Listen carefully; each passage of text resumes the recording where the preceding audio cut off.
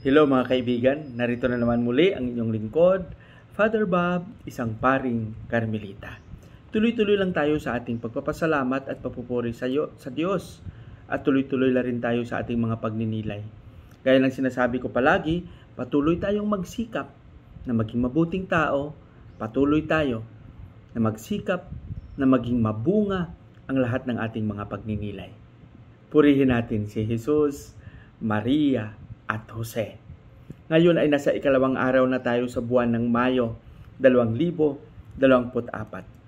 Pakinggan natin kung ano ang mensahe na gustong ipaabot ng ating pagbasa sa araw na ito. Ang ating pagbasa ay babahagi sa atin ni San Juan, Kapitulo 15, versikulo 9 hanggang 11. Dito sinabi ni Jesus sa kanyang mga disipulo, "As the Father loves me, so I also love you. Remain in my love." Manatili kayo sa aking pag-ibig. Alam niyo mga kaibigan, kung ang tao ay marunong magmahal, hindi niya pwedeng o hindi niya hayaan na ang kanyang minamahal ay magdusa.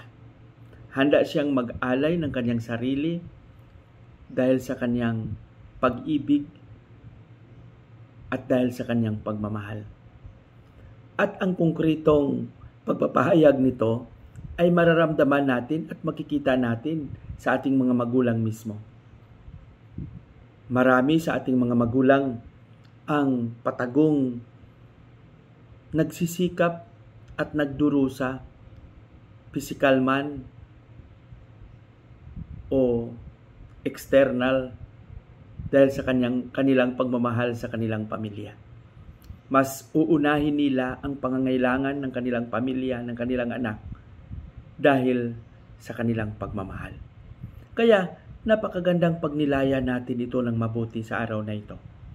Yung sinabi ni Jesus, manatili kayo sa aking pag-ibig. Dahil ang pagmamahal na ito, ang pag-ibig na ito, ay siyang maging lakas.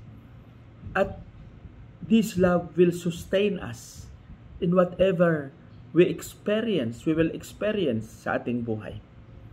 Kung ang tao ay hindi marunong magmahal, ito yung taong nakakaranas palagi ng matinding paghihirap, ng matinding kalungkutan, ng matinding pag-aalinlangan sa kanyang buhay. Kaya, posibleng sinabi ito ni Jesus dahil alam natin na si Jesus, ang kanyang pagmamahal, ang kanyang pag-ibig sa buong sanlibutan ay hindi masusukat. Pinanindigan niya ito simulat sa Paul.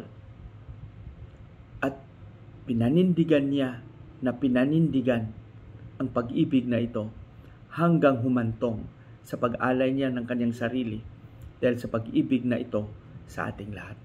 Sana tayo rin.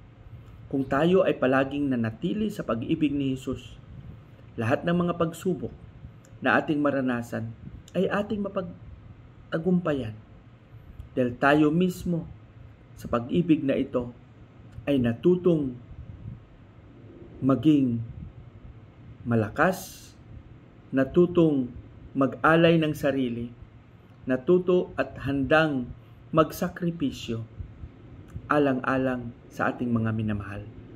Mga kapatid, ang pag-ibig na ito ay sana hindi manatili lang sa salita, kundi isabuhay natin ang pag-ibig ni Jesus na siyang pinapaalala niya sa atin na manatili tayo sa kanyang pag-ibig.